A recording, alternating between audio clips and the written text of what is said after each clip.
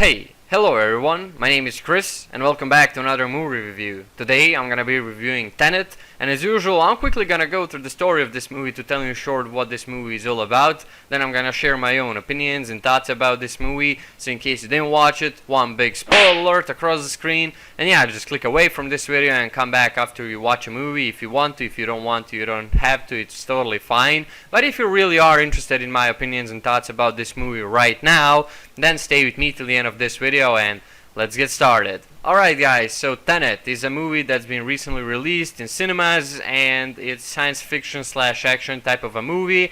This movie has been directed by Christopher Nolan, which is, by the way, my favorite movie director. He made great movies such as the Dark Knight trilogy, Dunkirk, Inception, Interstellar. Those are all great films, and I never watched his movie and thought it was bad. This man just doesn't know how to make a bad movie. The story of this movie follows a few characters that are on the mission to stop the world from ending. The main guy we followed is called the protagonist. He doesn't even have a name.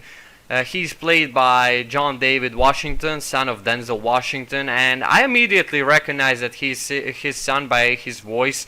Their voice is literally the same, and I just knew that's his son, and I just looked up on the internet who the actor was, and their voices are the same, guys. The story of this movie follows a bunch of characters trying to stop the world from ending. So basically there is this Russian villain that has cancer and wants to end the world with his life, so he wants to take the entire world with him in such a weird way that I'll explain later. Then the guy who follows the protagonist in the movie is Neil, which is played by Robert Pattinson. To me, at first, that was pretty cringy because Robert Pattinson, for me, is just a cringy teenage vampire from Twilight Saga, and I just couldn't get over it, but it turned out completely okay in the end. I enjoyed him in this movie a lot. So the story, like I said, follows these characters trying to stop the world from ending. This Russian madman wants to take the whole world with him, and he wants to actually take it in such a weird way. He's using some anomaly tools that make everything inverted. You can go back in past, and that's where a lot of confusion comes in this movie. So there are objects in this movie that are called inverted objects, and in the movie there is a scene with the bullet when guy tries to shoot a bullet, but the bullet doesn't go out from the barrel and hits the wall. It actually goes from the wall back in the pistol, and it's called reversed ammunition. So everything in this movie is either forward or backward, so you can go forward in this movie or you can go just backwards.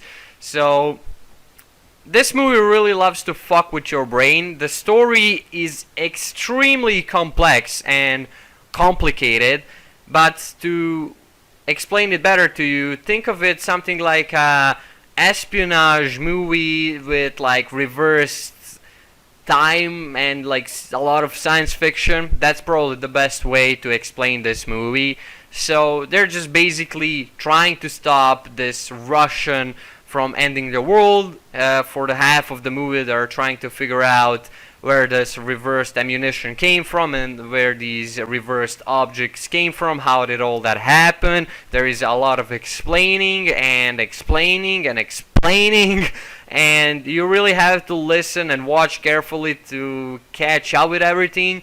Even if you do that, I don't think you're still gonna understand everything. Well, maybe some of you will, but I definitely didn't. And that's in short what this whole movie is all about, pretty much.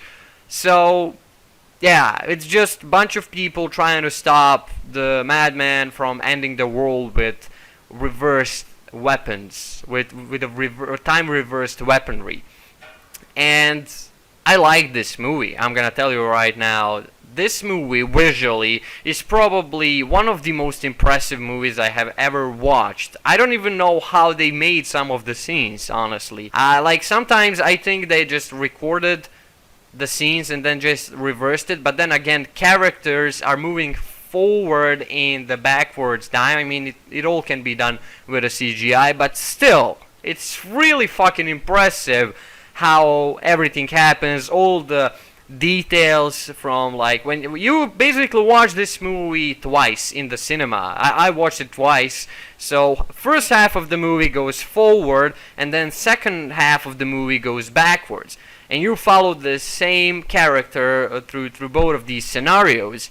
And when he goes backwards in time, he sees himself and something you already seen in this movie. So you are watching from his perspective already the first half of the movie.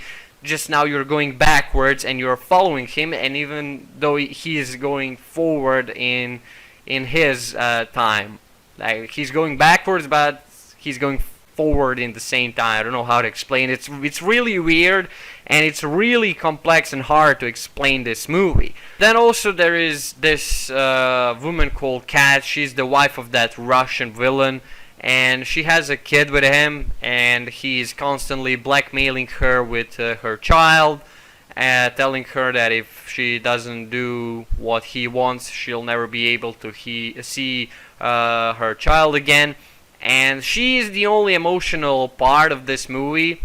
That kind of bothered me. All Christopher Nolan movies so far by now, as I watched, were really emotionally driven. Characters were really emotionally developed, and in this movie that's not really it. There is definitely a lack of it, and she's the only emotional part of this movie. And by the way, she did the great part in this movie with that emotional side. She just fixed that little hole, but still, it just doesn't feel right. I definitely think they should put those characters in more emotional driven ways, you know, and I think their emotional character is not developed at all. Only hers is, and that bothered me a lot because I'm really used to see that in Christopher Nolan movies. All I'm gonna say is that this movie kinda disappointed me actually a little bit. It was so complicated, it was so hard to follow. I couldn't understand at one point in the movie what is going on. The soundtracks weren't done by Hans Zimmer as they usually are in Nolan's movies. They were done by Ludwig Göransson, that by the way did an absolutely gorgeous job.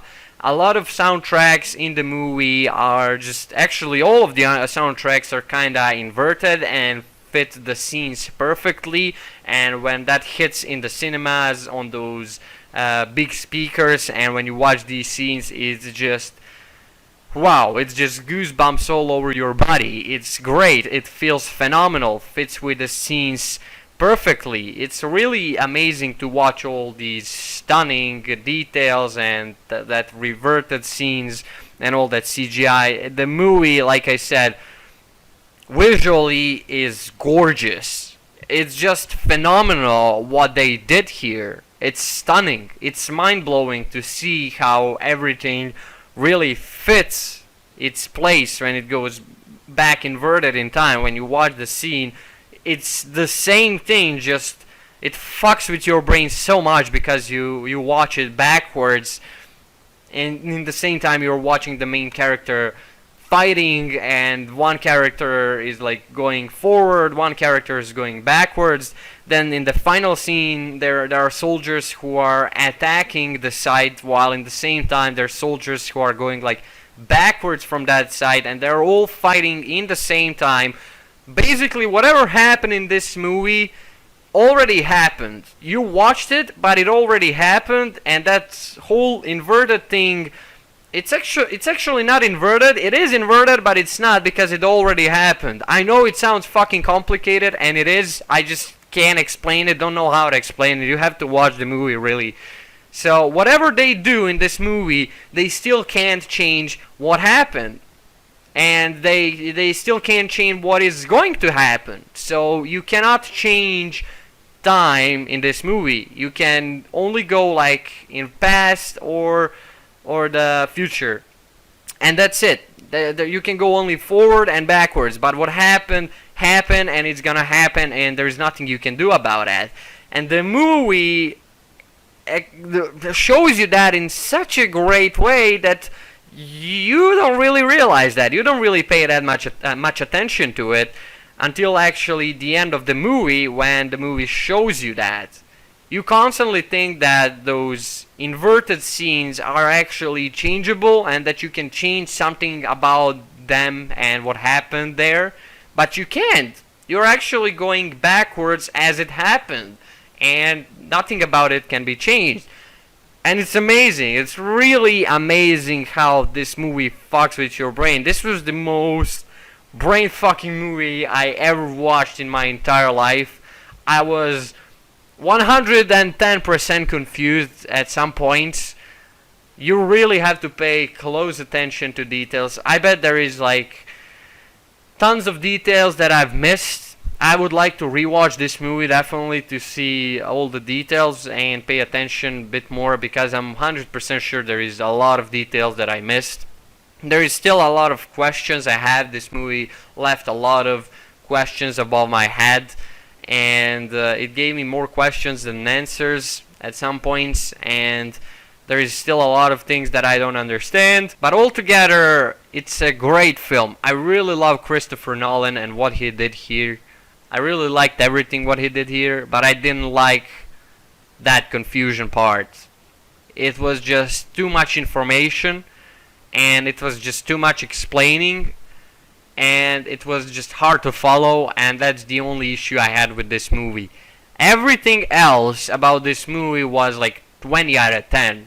I would give this movie best rating possible, but that explaining and that reverse part of the movie, it's so confusing and hard to follow that it just gave me a headache in one moment, and that's why the movie is a bit disappointing to me, and it doesn't have emotionally developed characters. I really expected to see that in this movie, because that's what Nolan movies always do, but not with this one, obviously. Alright, so that's it, guys. I think I said everything I wanted about Tenet. There is tons of things that you could talk about this movie, but if I would really go in deep, like psychology of this movie, this review would be at least 2 hours long. So yeah, I hope you enjoyed this movie review. If you did, then go ahead and leave a like, share, comment, or subscribe if you want to. If you don't want to, you don't have to. It's totally okay. Also, you can join my Chris Facebook group. I post all kind of stuff over there. Link is down below in the description, together with my ass.fm, where you can leave me any questions if you have any questions, and I'll answer to them as soon as I see them. And that's it, guys. I love you. I appreciate all of your support and everything you've done for me and my channel so far. You're amazing. I love you, and I'll definitely see you in the next videos. Chris out.